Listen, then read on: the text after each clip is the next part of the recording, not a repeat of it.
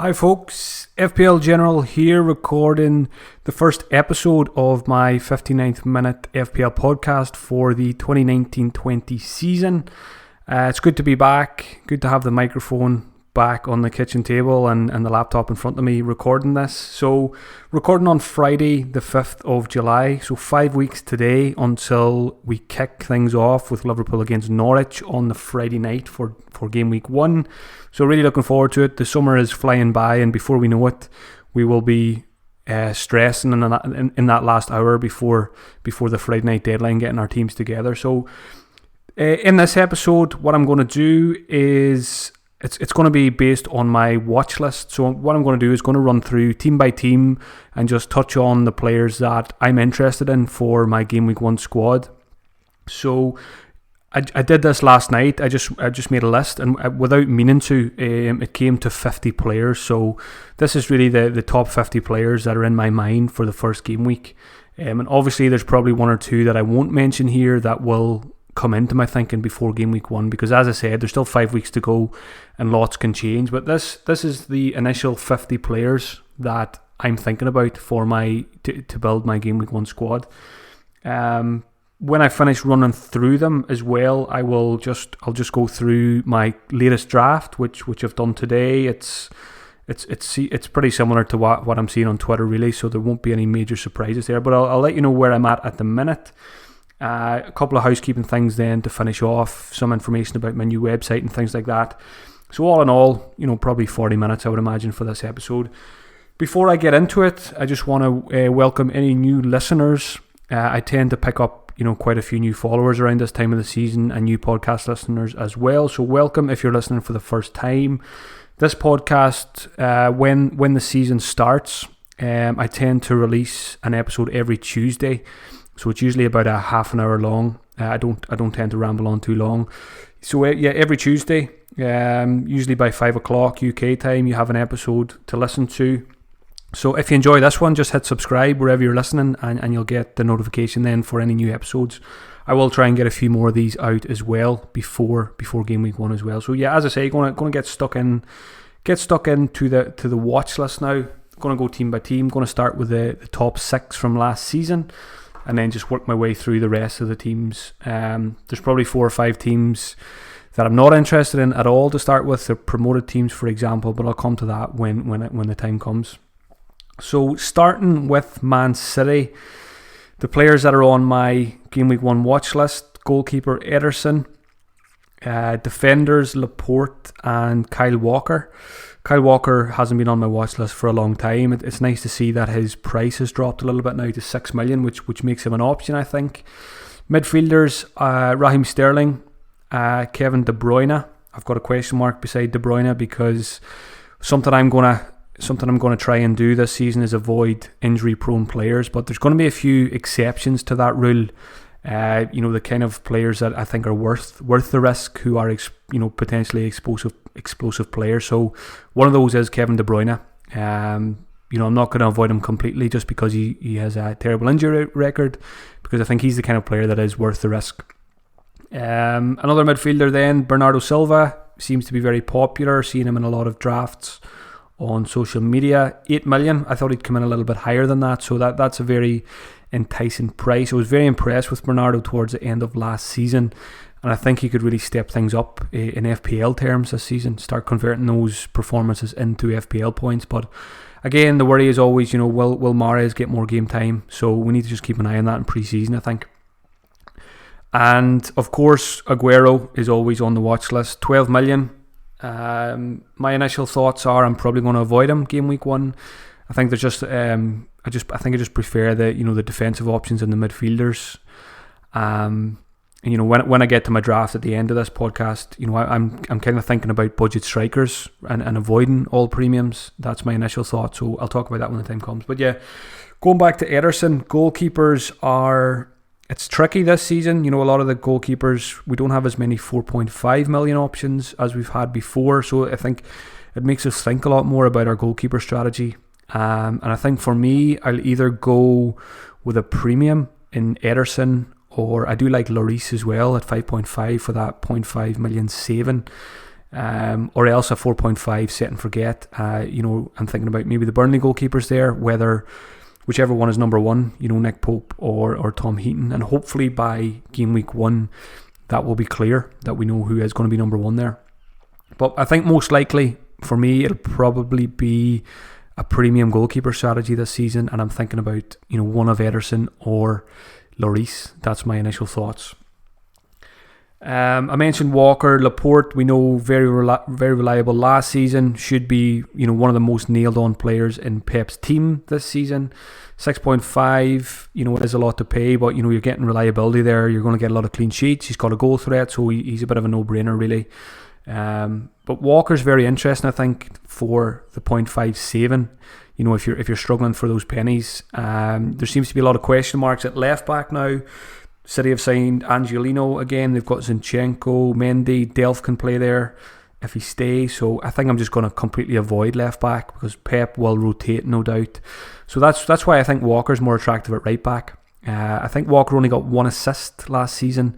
1 goal, 1 assist. So you could say he underperformed. I would expect no matter who's playing right back for City, they should be getting minimum 5 assists a season. So maybe we'll see Walker get back to what he usually produces in terms of assists in 2019-20. So I think he could be a very good option this season. Sterling's a no-brainer, very consistent last 2 seasons. Doesn't need any backing up there. De Bruyne, again, we'll monitor pre-season, see how he is fitness-wise and things like that. 9.5 is a very, very tempting price for a player. We know what De Bruyne can do if he can stay injury-free. And I've mentioned Bernardo. So moving on now to the second best team in the Premier League last season, Liverpool. Obvious candidates here again, the defenders, Trent, Robertson, Van Dijk. Most likely I'll pick 2 of those guys. I put a tweet up on Twitter today. You can have a look at it. It's a big at the back draft which has a premium goalkeeper and 5 defenders, including these 3 Liverpool lads. So I'm sure some people will go for that. But again, obviously it means you can't include one of Mane or Salah, so it feels a bit scary to go without one of those Liverpool attackers. But it could be a very viable strategy this season, going 3 Liverpool defenders. But for me, I think most likely I'll go with just 2 and include one of those big hitting midfielders as well. That's the 5 on my watch list from Liverpool. Those 3 defenders and Salah and Mane. I don't think I'll be looking anywhere else. I don't have Alisson on the watch list just because I feel like he's a bit of a waste of a Liverpool spot when you have those 3 defenders and the midfielders to choose from as well. I just think Ederson's an easier choice when he's a nailed on City asset, whereas at Liverpool you've got a lot of other explosive options as well. So very unlikely that I'll go with Alisson game week 1. Moving on to Spurs now. I mentioned Lloris already, so he interests me at 5.5. He comes in a little bit less than the Liverpool and City goalkeepers. I've got Eriksen written down here as well. Obviously that depends on whether he stays or goes. I think he said he'd like a new challenge, but I think if he stays, Eriksen should always be considered FPL wise. He's coming at 9 million, so that's again wait and see what happens with him. I've got Son here as well. Obviously Son is suspended for the first game, but I've got him on the watch list just to make sure I don't forget about him. He's coming at 9.5 million. It's a little bit steep, with the other options available around similar prices. So again, I think Spurs have Man City game week 2, so I'm happy enough to go without Son for the first 2 game weeks and then just see from there. I don't have Dele Alli on my watch list. I just don't have any interest in him. He's been, he's been pretty poor, for the last season. Last season he was pretty poor. So until I see an improvement in his form, he won't be on my watch list. This new signing in Ndombele, the holding midfielder, he could have a positive impact on the Spurs attackers. The likes of Ali may not have to drop deep and defend as much. So maybe that will bring the best out of Dele Alli again next season. But for game week 1, I've got no interest. Harry Kane on the watch list, 11 million. I've mentioned I'm probably, at this point I'm thinking about avoiding all the big strikers and just going with a few cheap ones to, put my money into midfield and defence and goalkeeper as well. So really, one of the biggest questions I think a lot of us are going to be asking ourselves going into the first game week is whether to go for Kane or not. It's that 11 million price tag. I was very surprised to see him get such a drop. I think it's clever pricing from FPL. They always nail these prices, and they make it interesting for us. And 11 million, it's just very tempting for a player. Harry Kane, proven FPL asset, had his injury issues last season, which he often does. But if he can stay injury free again, I'd fully expect him to score 25 goals this season. So, and obviously big captaincy option as well there. So, what I'm seeing is, you've got three big guys. You've got Kane, you've got Salah, you've got Sterling, and it's very, very hard to fit all three in. So most people are probably going to have to pick two out of those three. And my initial thoughts are stick with the midfielders, Salah and Sterling. Salah and Sterling, they rotate very well as well fixture-wise, so it takes the stress out of the captaincy for the first 9 or 10 game weeks. You don't need to overthink it. You just captain, Salah and Sterling for the first 9 or 10 game weeks. It just takes the stress out of it. And that's something I always try and do in FPL is just try and take the stress out of the game and make the game easier for yourself. So for the moment, Kane is not in my latest draft, but that could change before game week 1. Again, watch him closely, see how he looks in pre-season. Does he look sharp? And that might change my thoughts. Next team up is Chelsea. I've got very few names here. It's crazy. The most expensive Chelsea player is Pulisic at 7.5 million. I don't think I ever remember one of the top teams having, no big price players. So interesting to see how they settle in under Frank Lampard, and which players will come to the fore under him. There's definitely going to be bargains to be had at Chelsea, but I don't think we're going to know that going into game week 1. It's probably, for me with Chelsea, it's probably going to be a wait and see, and most likely I won't have any Chelsea players in game week 1. Again, just wait and see what happens with them in the first couple of weeks, and then make a call on it. The two names I do have here is Alonso, 6.5 million. People who are going big at the back. I haven't seen Alonso in very many teams, and again, obviously it's because we don't know if he'll be number 1 under Lampard. Emerson is there as well, but I think if in pre-season, if Marcus Alonso starts getting a lot of starts, I think we'll see him in a lot more game week 1 teams. Again, a proven fantasy asset, and that's something I always try and look for when I'm building a game week 1 team, is to focus on tried and tested FPL assets, and then maybe go for the more unproven guys after a couple of weeks when they show signs that they're going to be good assets and good value. So Alonso is on my watch list, and the other one is Giroud, 7 million striker playing for Chelsea. If he is the number 1 striker at Chelsea when game week 1 rolls around, I think he's going to be a very, very popular pick this season.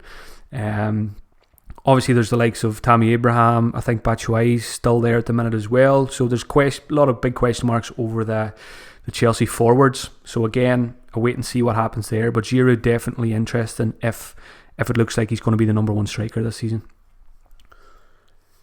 Moving on to my lads now, Manchester United. Again, like Chelsea, I think I'll probably have 0 Man United players in game week 1. Very poor second half of last season.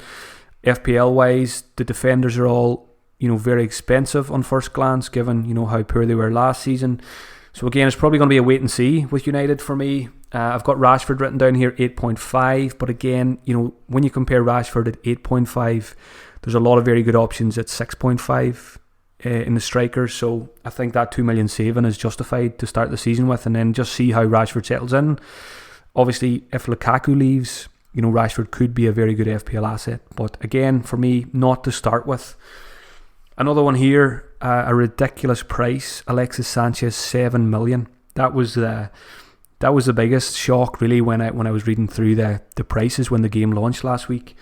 A player of Sanchez's ability and capabilities and what he's done in the past, it's crazy to think he's dropped to 7 million now. What a fall from grace. Sanchez, not that long ago, used to be a player you could captain every week for Arsenal, and you were almost guaranteed points from him. So very interesting to see what happens there. Again, pre-season should be a good indicator. Of is he going to feature in Solskjaer's first 11 for the first few weeks of the season, and if he is, 7 million, he could make an absolute mockery of that. at the end of the day, he's still Alexis Sanchez. So hopefully he can get back to somewhere near his best for us fantasy managers. And again, like Giroud, if Sanchez is going to be starting every week for United, he's going to be in a lot of teams. The only other United player I've got written down here is Pogba. Again, 8.5 million. Will he stay? Will he go? A bit like Eriksen, we need to wait and see there. But I mean, if he's still at United come game week 1, I don't think we can ignore him, especially with penalties. So, I don't think I'll have him, but I think I had to put him on the watch list just in case he's still there.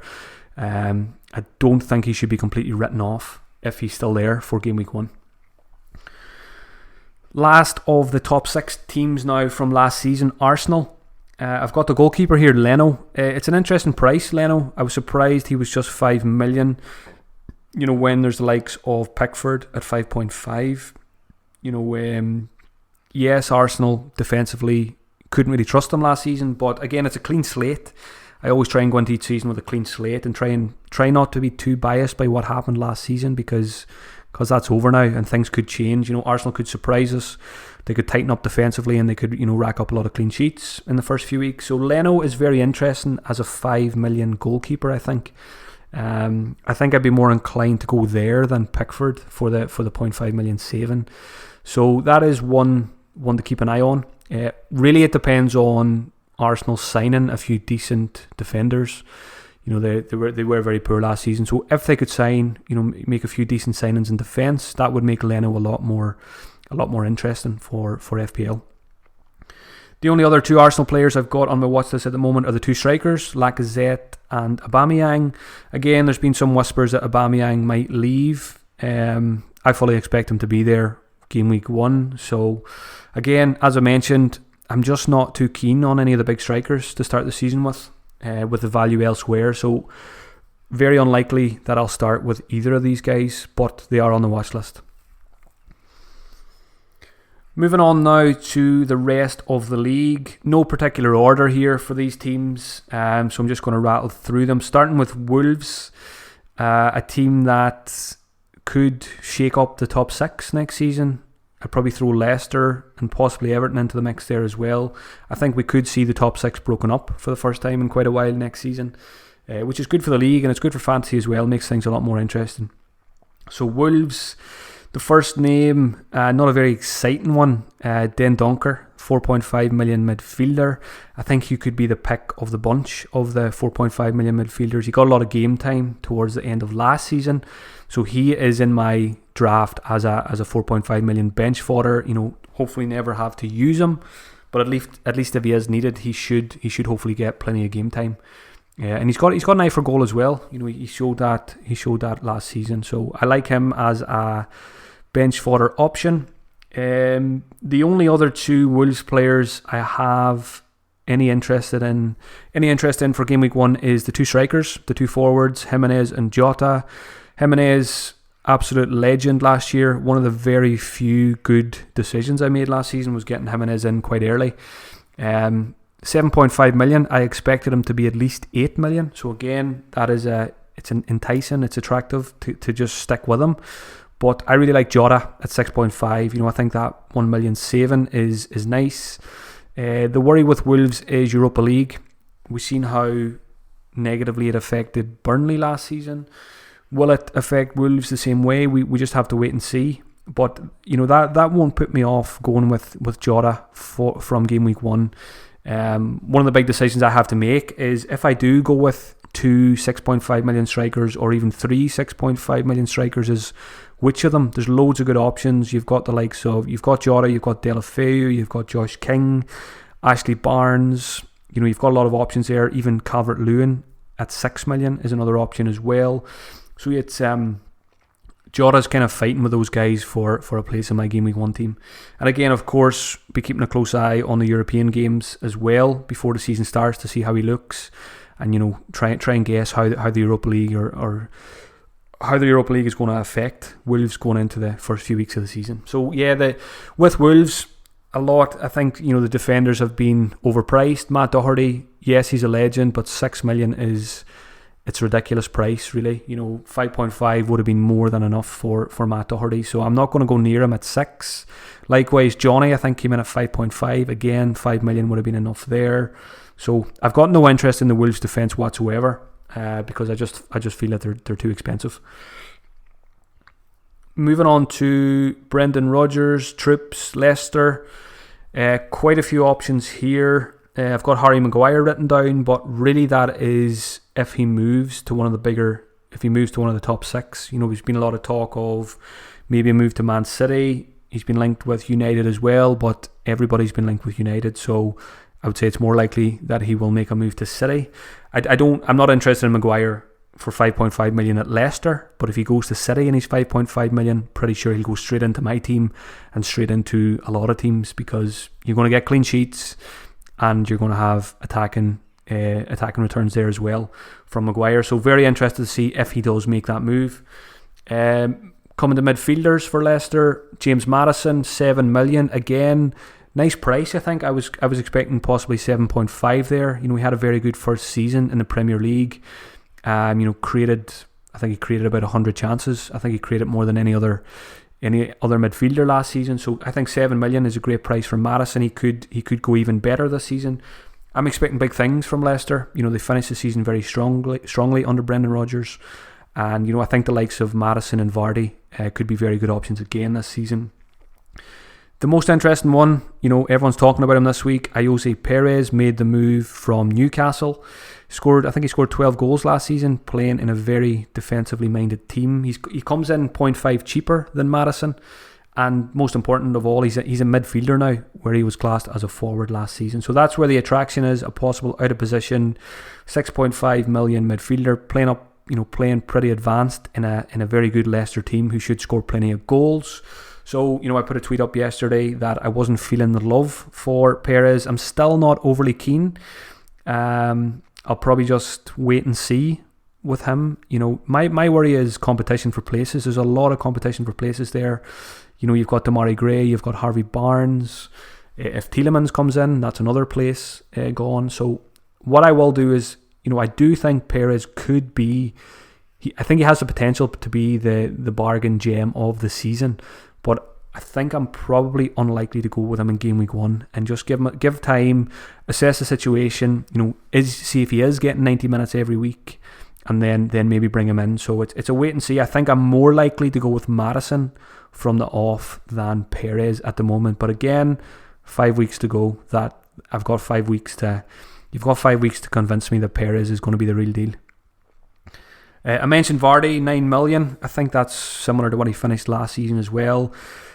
I've finished the season very strongly. I made a mistake of selling him too early towards the end of last season. I think he could score 20 plus goals again. This season. I don't think he scored 20 last season, but he went close to it in the end. But I think a full season under Brendan Rodgers. I think a happy Vardy. I don't think he was very happy under Claude Puel. System didn't suit him, but I think under Rodgers he is going to score plenty of goals. So a very good option. Again, it's just that price, 9 million. It's a little bit awkward if you're investing heavily in defence and midfield. So to begin with, again, I probably won't have him, but again, I think he'll prove to be very good value even at 9 million this season. Moving on to the Toffees, lots of love for Everton because they've got a great fixture run to start the season, and they finished last season very strongly as well. Lucas Dean, left back, 6 million is the most obvious one. Massive attacking threat, can get you clean sheets as well, take some of the set pieces. So I don't think I owned him too much last season. I think I got him in for his red card, typical of my season last year. So I didn't reap too many of the benefits of Lucas Dean last season, and I don't want to miss out on it this season. So there's a very good chance I'll start with him. I think there's a danger that people are going to overlook Coleman because of how good Lucas Dean was last season. So Coleman comes in 0.5 less. He's 5.5 million, and he finished the season very strongly last season as well. And I've mentioned a few times in this pod already, proven FPL assets, and Seamus Coleman is one of those. So I don't think you should ignore Coleman as well. And if you're looking for if you're short of 0.5 million, I don't think going Coleman over Lucas Dean, I don't think there'll be a huge difference in points between those two. Obviously Lucas Dean could come and blow Coleman out of the water, but I could go either way. I really think Coleman is a really good option this season. Moving into midfield, Gylfi Sigurdsson, 8 million. Pretty locked in my Game Week 1 squad. He's one of the very few players that's been in every one of my drafts. Again, proven FPL asset. Set pieces, penalties. Although he missed quite a few of them last season, I fully expect him to still take them. Again, great fixtures for Everton. So I think he's an easy pick at 8 million. Richarlison is also 8 million. But again, I find it very hard to trust Richarlison. He's very hot and cold. I just much prefer the reliability of Sigurdsson. I think there's a lot more avenues to points there with him, with set pieces and penalties as well. So I much prefer Siggy. Up front, I've already mentioned him, 6 million for Calvert-Lewin. If he's going to be the number one striker at Everton, if they don't sign anyone, and they continue to use him up front, I think 6 million, he could make a mockery of that price tag as well. Over the last couple of seasons, watching Calvert-Lewin, he hasn't overly impressed me. I said it in the Fantasy Weekly pod this week. He strikes me as a player who'll get you 10 goals a season rather than 20. But I think, he is young. He has the potential to step it up and, maybe get to that 15 to 20 goals a season. So very interested to see if he does start the season as the number one striker, because I think he will be a very good option there as well. But I'm unlikely to go there for Game Week 1. Moving on to Bournemouth. It's the usual suspects here from last season. I'm not interested in goalkeepers or defenders here.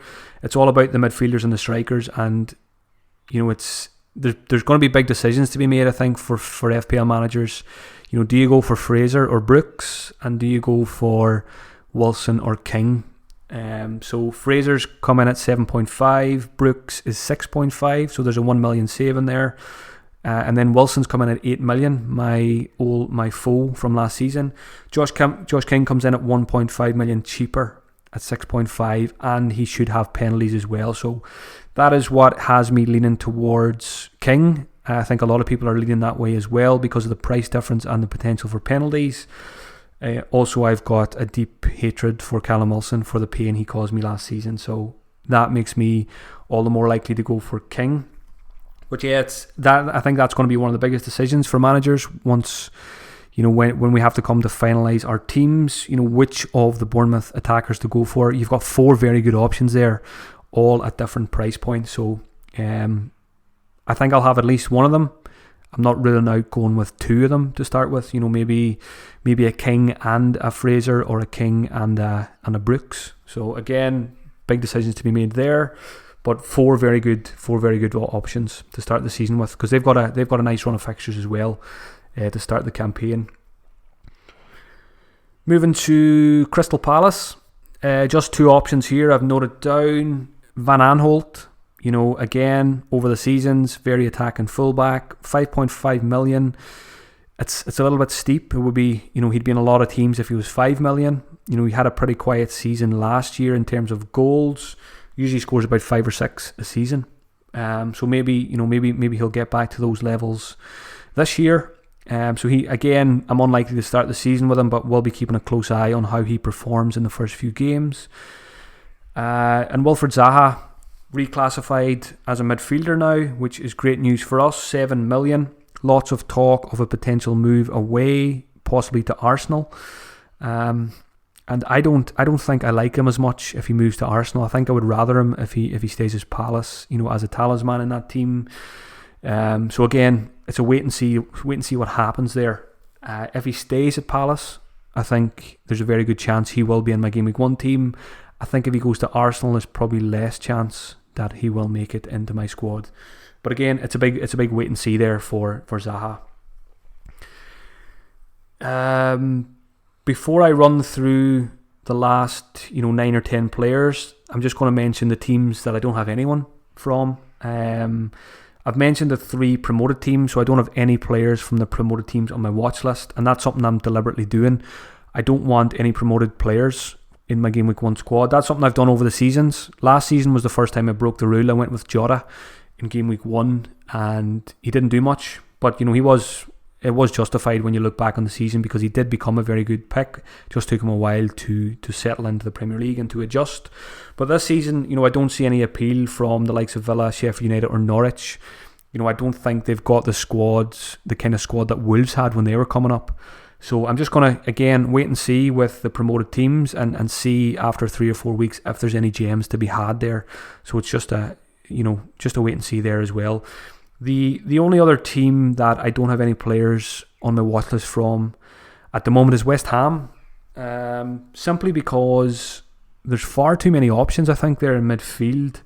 They signed Fornals, Lanzini, Antonio. There's just loads and loads of options. Snodgrass. And again, I just need to wait and see how they're going to set up for the new season before I'm interested. Arnautovic looks like he's going to leave. He's on my no-buy list alongside Danny Ings. Anyway, for injury-prone players that I'm going to try and avoid this season. I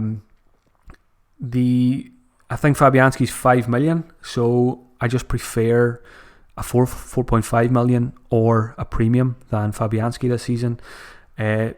Defence, I do think they could offer some very good value in defence. A lot of them are 4.5 million, the likes of Balbuena, Diop, Ryan Fredericks, I think could be a very good option this season. But again, I'm not really interested in starting the season with a 4.5 million. The current structure I have, it's 4 premium defenders and then a 4 million bench fodder. So I don't really have space for a 4.5 million defender at the moment.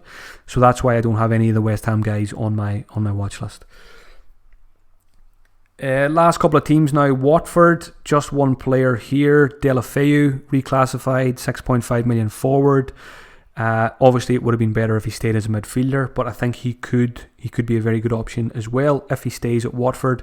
I'm sure there's going to be a lot of teams sniffing around him because he had a very good season last year, and he's a top class player, and could easily play at a higher level than Watford. No disrespect to the Watford fans listening. Deulofeu, if he remains at Watford, 6.5 million. I'm definitely interested in that for my budget strike force, if that's the way I decide to go.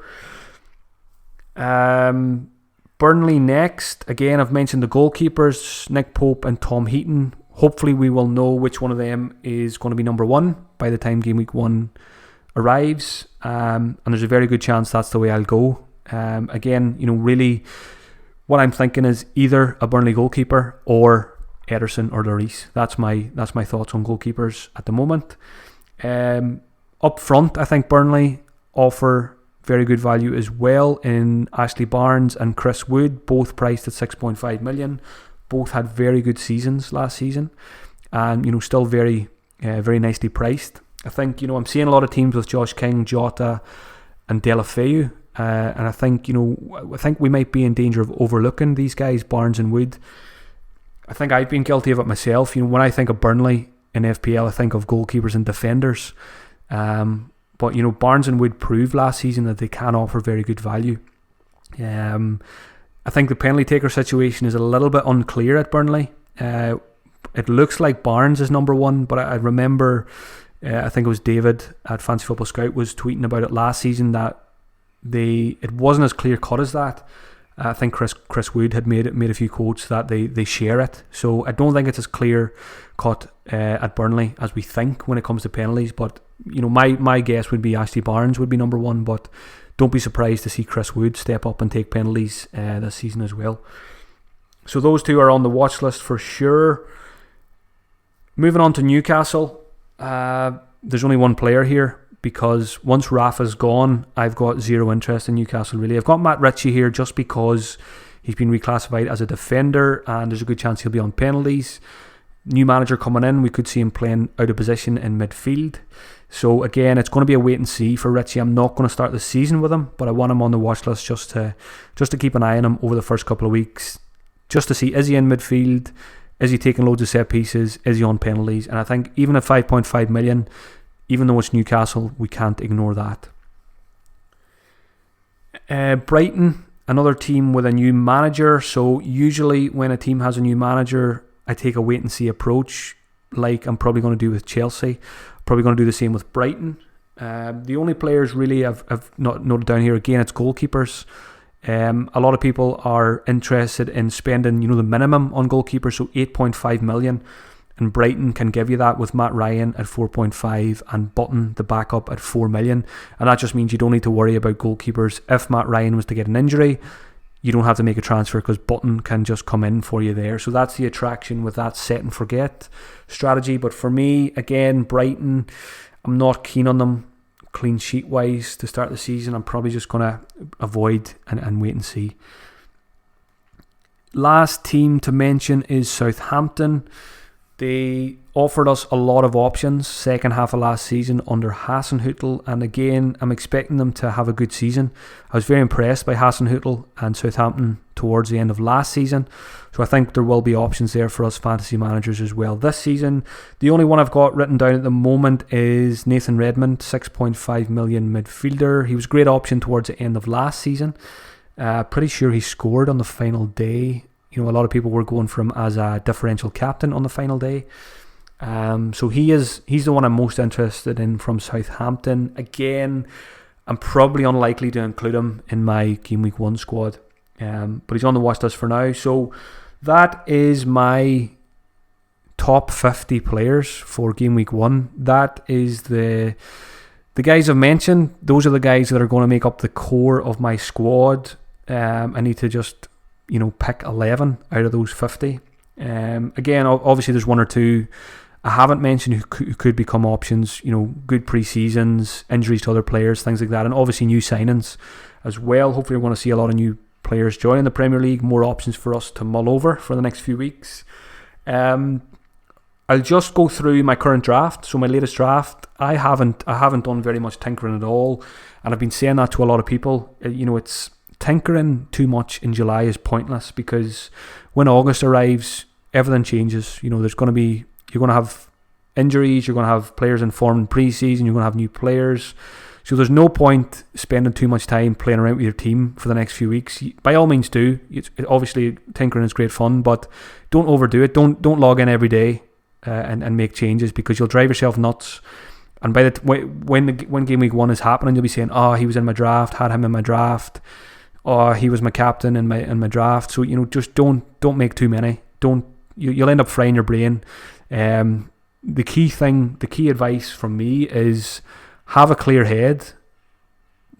Have a clear head when August rolls around. One of my biggest downfalls last season was not having a clear head when I was making my transfers on Friday nights. So you want to avoid that with your pre-season tinkering as well. Don't overdo it. Make a team. And don't log in for a couple of weeks. By all means, listen to podcasts, read articles, and all that kind of stuff. Kind of have an idea in your head of what you want to do. But I would avoid tinkering too much, because, as I say, you'll just go around in circles, and you won't know what to do then when August arrives. So just a word of caution there: don't overdo it, don't overthink it. My latest draft is Tom Heaton in goal, if he is the Burnley number 1. I think there's a good chance Nick Pope might be number 1. As I say, hopefully we know before the Game Week 1 deadline what's happening there. It's a 4-4-2, so I've got 2 Liverpool defenders, Alexander-Arnold and Robertson. Laporte and Lucas Digne makes up my back 4, so that's a very popular back 4 I'm seeing on social media as well. A midfield of Salah and Sterling, again, easy picks, takes the stress out of the captaincy for the first couple of game weeks. I've got Sigurdsson there, who is likely to stay. I've got Ayoze Perez here as well, and really this is the big question mark in this latest draft. I've got Perez here because I only had 6.5 million left to spend. I would much prefer to have 7 million and go for Maddison, or maybe even Zaha if he stays at Palace. So Perez is in my latest draft, but he's unlikely to be in my Game Week 1 team. So he's a bit of a placeholder there until I figure out what I want to do with that spot. Up front then, 2 strikers, 6.5 million. Josh King, Bournemouth, penalties, good fixtures, and Jota as well. So again, there's probably a few question marks there over Jota. Josh King will probably stay. And again, this is a 4-4-2. I'm not saying I'm going to start the season with 4-4-2. That could change. That team I posted on Twitter today with a 5 at the back. It was 5 at the back. I think it was 3 Liverpool defenders. It was Lloris, it was Laporte, and it was Lucas Digne. and it had Sterling in midfield, and it had Harry Kane up front. And you know what? To be honest, I was just doing it for a tweet, really. But the more I looked at it, the more I liked it. But I think it feels very scary to go without Salah or Mane. But you know, it could pay off, and it could be a matter of, you know, doing it for the first couple of weeks, knowing that you've got the wild card in your back pocket if it all goes belly up. So it's definitely something to think about. You know, we're all talking about big at the back. If you're going big at the back, why not go all out? Why not go 5 defenders and a premium goalkeeper as well? And you can still have Sterling, and you can still have Kane. So definitely food for thought there for myself and for others as well. Couple of things to mention before I finish up. I mentioned already the Fantasy Weekly pod, so anyone who's a new listener, that is another podcast I do every week with James. We recorded a budget players special this week, so check that one out as well. You'll find it on my Twitter account if you have a scroll through. I've been working on building my website for quite a while now, probably for about a year. A friend of mine has been putting it together for me in his free time, so we're almost ready to launch it. Hopefully on Tuesday we're going to put it live, and then just, you know, build on it throughout the season and add more features and add more sections and things like that. So I'm excited to share that with you all. Something it's going to be, to start with, it'll be, you know, basic. It'll be all my podcasts will be there in one place. Articles, guest articles, all that kind of stuff. I'm hoping that we'll be able to follow Elite 64 there as well, and the Elite 64 qualifier, you know, with a live league table, all that kind of stuff. My watch list updates, you know, captaincy polls, all that kind of, you know, usual stuff there. So keep an eye out for that next week. As I say, fingers crossed, next Tuesday, fplgeneral.com will be live.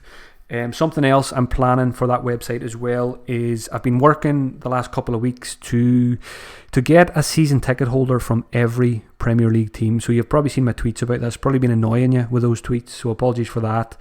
But for me, people who listen to my podcast and follow me on social media will know that for me, the eye test is always number one. And there's no substitute for actually being at a game and watching it with your own eyes. You know, watching a game on television is great, but you don't see everything because, you know, the camera will follow the ball, things like that. So there's no substitute for having someone at a game to be able to tell you how the game went and which players looked good from a fantasy perspective. So that's my idea. I'm almost finished rounding up one season ticket holder from each Premier League team, and what they're going to provide for us is a match report after each Premier League game. So, for example, when Leicester play Brighton at the Leicester Stadium, the Leicester season ticket holder will write a match report from a fantasy perspective, mainly focusing on Leicester with a little bit on the opposition as well, and then I'll share that on the website for everyone. So that would mean that will be, you know, 10 match reports for each game week. So every time there's a home game, they'll write a match report, and I think that could be really valuable for us fantasy managers. So keep an eye out for that as well. I'll probably do a few introductory articles with those guys as well, you know, maybe on their thoughts about, you know, which players from their team they think will do well this season. So very excited about that. Patreon as well. A lot of you will be familiar that I had a Patreon. Last season was my first season having a Patreon page. Learned a lot from it, got a lot of very good feedback from patrons last season, sent out a survey and got some really good responses on ideas on how I can improve it for this season. So I've updated the Patreon page now. There's 2 tiers, a $3 tier and a $5 tier, so you can check that out. If you go to my Twitter page, you'll find it pinned on my profile. So basically just have a read through it and see if it's something that interests you for the new season. I work full time. Last season was my first season working full time on fantasy football, so I work from home. Patreon is my primary source of income, so any support from you there is very much appreciated, no matter how big or small that is. So just a quick mention of what you can expect to get if you sign up to Patreon at the $3 tier, which is the lowest one. So that works out at about £2.50 a month, something like that. So it's not much. A lot more content there this season than last season. with the main thing being the eye test podcast. So some of you will have listened to my eye test podcast last season, which are, short 10 to 15 minute podcasts after I watch a game, when I do an eye test podcast from a fantasy perspective. I'm going to add some stats to those podcasts as well this season. So it's going to be a kind of an eye test versus stats podcast for every game that is televised in the UK. So roughly 5 of those podcasts a week for patrons. What I do is a lot of the time, I don't watch all the games of the weekend. I'll record them, and then on Monday or Tuesday I'll sit down and watch them, look at the stats, and then release the podcasts on Monday and Tuesday there. So I think they can be very valuable. As I say, 4 or 5 of them a week for patrons next season. Something else I do on Patreon is I do this 59th minute podcast, which will always be free to everyone to listen to on a Tuesday. But then I release a podcast and a video on a Thursday night for patrons where I answer questions, and I'm usually by a Thursday night I'm much more clear in what I'm going to do for the weekend, and I talk about that on the podcast. I do a Gameweek review article every week as well, which is emailed to patrons on a Monday or a Tuesday once the game week is finished. I go through, update my watch list, talk about the stats that caught my eye, all that kind of stuff.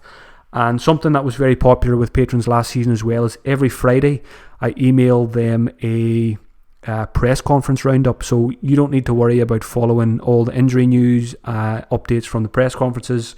You just wait for my email at about 3 o'clock on a Friday, and then you've got all the information you need to make your transfers for the weekend. So that's just a bit of information about the Patreon page. There's more to it as well. But the best thing to do is just have a read through it, patreon.com/FPL General. And again, any questions you have, just send me an email or send me a message on Twitter, and I can answer them for you there. So hope you enjoyed this watch list episode. Again, I'm not sure when I'll record the next one. I might record an episode next week if there is something. Let me know what kind of podcast you want to hear as well during the pre-season, and I'll see what I can do there. Enjoy your weekend. Happy tinkering. Don't do too much. And I'll talk to you all soon, folks.